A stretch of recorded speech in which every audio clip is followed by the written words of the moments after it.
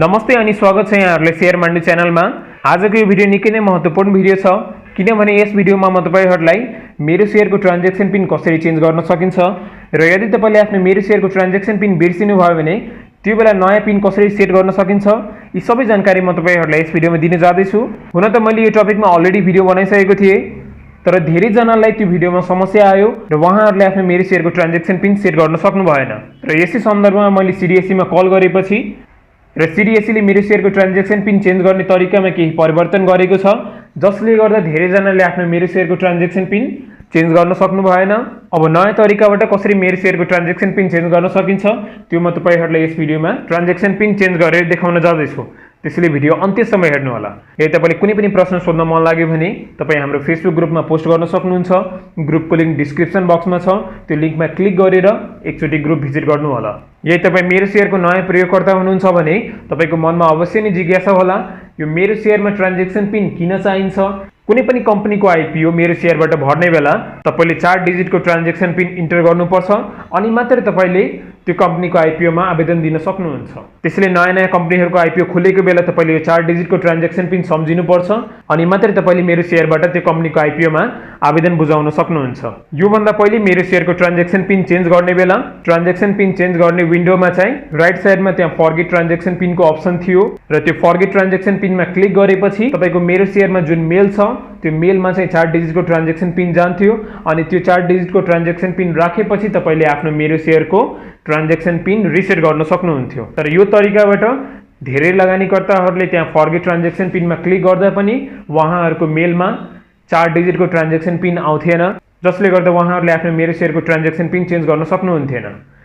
यो फ्लले गर्दा Cdsc ले यो सिस्टममा परिवर्तन ल्याएको छ र नयाँ सिस्टममा तपाईले त्यहाँ चाहिँ फर्गेट ट्रान्ज्याक्सन पिनको अप्सन पाउनुहुन्न जसले गर्दा तपाईको मेलमा पनि त्यो ट्रान्ज्याक्सन पिन जाँदैन।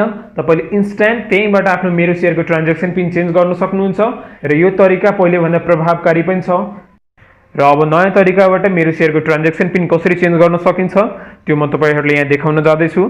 सबैभन्दा पहिले आफ्नो मोबाइल अथवा ल्यापटपमा कुनै पनि ब्राउजर ओपन गर्नु होला र ब्राउजर ओपन गरिसकेपछि गुगलमा यहाँ मेरो शेयर सर्च गर्नु होला। मेरो शेयर सर्च गरेपछि तपाई यहाँ हेर्न सक्नुहुन्छ गुगलमा फर्स्टमै मेरो शेयरको साइट आइसकेको छ र यसमा क्लिक गरेपछि हामी अहिले मेरो शेयरको साइटमा इन्टर भइसकेका छौं र मेरो शेयर लगइन गर्नको लागि तपाईले यहाँ तीनवटा डिटेल्स राख्नुपर्छ। सबैभन्दा पहिले डीपी मा जहाँबाट तपाईले डीम्याट खोल्नु भएको छ त्यो सिलेक्ट गर्नु होला।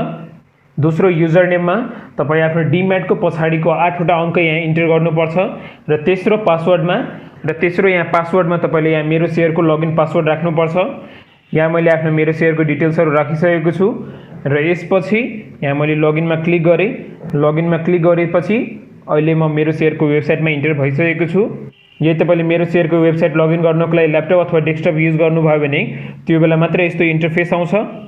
अब यहाँ मेरो शेयरको ट्रान्ज्याक्सन पिन सेट गर्नको लागि तपाईले राइट साइडको टपमा यहाँ एउटा मेरो शेयर प्रोफाइल भनेर अप्सन दिएको छ, यसमा तपाईले यहाँ क्लिक गर्नुपर्छ अनि मात्रै तपाईले यहाँबाट आफ्नो मेरो शेयरको ट्रान्ज्याक्सन पिन सेट गर्न सक्नुहुन्छ।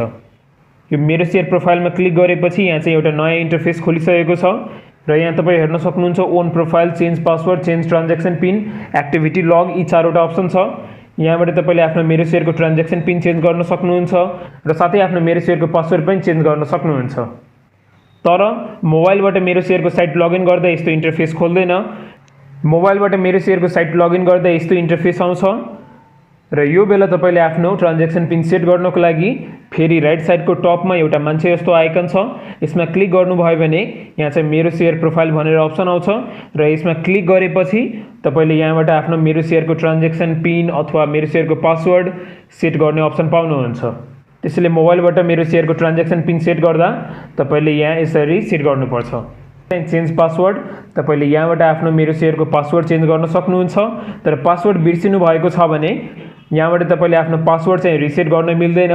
त्यसको लागि तपाईले जहाँ डीम्याट अकाउन्ट खोल्नु भएको छ त्यहाँ कल गरेर मेरो शेयरको पासवर्ड रिसेट गर्न लाउनु पर्छ। तर यदि पासवर्ड तपाईले सम्झिनु भएको छ भने यहाँबाट ओल्ड पासवर्ड न्यू पासवर्ड राखेर तपाईले यहाँबाट आफ्नो नयाँ पासवर्ड चेन्ज गर्न सक्नुहुन्छ। अब यो चेन्ज पासवर्ड पछि अर्को चाहिँ चेन्ज ट्रान्ज्याक्सन पिन छ। र यसमा क्लिक गरेपछि तपाईले यहाँबाट आफ्नो ट्रान्ज्याक्सन पिन चेन्ज गर्न सक्नुहुन्छ अथवा तपाईले यदि ट्रान्ज्याक्सन पिन बिर्सिनु भएको छ भने तैपनि तपाईले यहीँबाट आफ्नो नयाँ ट्रान्ज्याक्सन पिन सेट गर्न सक्नुहुन्छ। यो भन्दा पहिले यहाँ चाहिँ राइट साइडमा फर्गेट ट्रान्ज्याक्सन पिन भनेर अप्सन दिएको थियो, तर त्यो अप्सन अहिले छैन, जसले गर्दा धेरैजना कन्फ्युज हुनु भएको थियो। त्यसैले धेरैजनाले हामीलाई फेसबुक पेज र साथै युट्युबमा कमेन्ट गरेर उहाँहरुको मेरो शेयरमा चाहिँ फर्गेट ट्रान्ज्याक्सन पिनको अप्सन दिएको छैन, अब कसरी ट्रान्ज्याक्सन पिन सेट गर्न सकिन्छ उहाँहरुले सोध्नु भएको थियो। तर यो Cdsc ले यो सिस्टममा चाहिँ चेन्ज गरेको छ, जसले गर्दा अब कसैको मेरो शेयरमा चाहिँ फर्गेट ट्रान्ज्याक्सन पिनको अप्सन छैन। र यहाँ तपाईले आफ्नो डिटेल्सहरु राखेर यहाँबाट आफ्नो ट्रान्ज्याक्सन पिन सेट गर्न सक्नुहुन्छ। सबैभन्दा पहिला इन्टर योर पासवर्ड।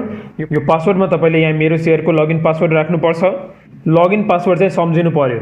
यदि लगइन पासवर्ड तपाईले सम्झिनु भएको छैन भने त्यो बेला सबैभन्दा पहिले आफ्नो मेरो शेयरको पासवर्ड रिसेट गर्नु होला, त्यो पासवर्ड चाहिँ चेन्ज गर्न लाउनु होला, अनि मात्र तपाईले आफ्नो मेरो शेयरको ट्रान्ज्याक्सन पिन सेट गर्न सक्नुहुन्छ।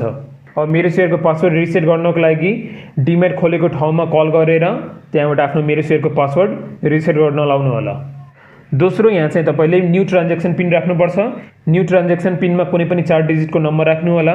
त्यस्तै अर्को चाहिँ कन्फर्म ट्रान्ज्याक्सन पिन, जुन माथि न्यू ट्रान्ज्याक्सन पिनमा जुन नम्बर राख्नु भएको छ त्यही नम्बर तपाईले रिटाइप गर्नुपर्छ यो कन्फर्म ट्रान्ज्याक्सन पिनमा।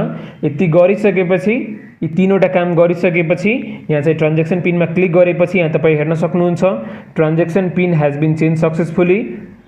यसरी तपाईले आफ्नो ट्रान्ज्याक्सन पिन चेन्ज गर्न सक्नुहुन्छ र साथै बिर्सेको ट्रान्ज्याक्सन पिन पनि यहाँबाट रिसेट गर्न सक्नुहुन्छ। र यो ट्रान्ज्याक्सन पिन अरूसित सेयर नगर्नु होला, किनभने यो 4 डिजिटको ट्रान्ज्याक्सन पिन तपाईले कुनै पनि कम्पनीको आइपीओ भर्ने बेला त्यहाँ इन्टर गर्नुपर्छ, अनि मात्र तपाईले कुनै पनि कम्पनीको आइपीओमा आवेदन दिन सक्नुहुन्छ। भिडियो अन्त्यसम्म हेरिदिनु भएकोमा धन्यवाद। तपाईले भिडियो कस्तो लाग्यो आफ्नो प्रतिक्रिया कमेन्ट गर्नु होला। साथै आगामी दिनहरुमा यस्तै शेयर बजार सम्बन्धी जानकारी पाउनको लागि हाम्रो च्यानललाई सब्स्क्राइब गर्नु होला र छेउमा रहेको बेल आइकनमा क्लिक गरेर अल अप्सन सेलेक्ट गर्नु होला, जसले गर्दा नयाँ भिडियो अपलोड भयो भने त्यसको जानकारी सबैभन्दा पहिले तपाईले पाउनुहुनेछ।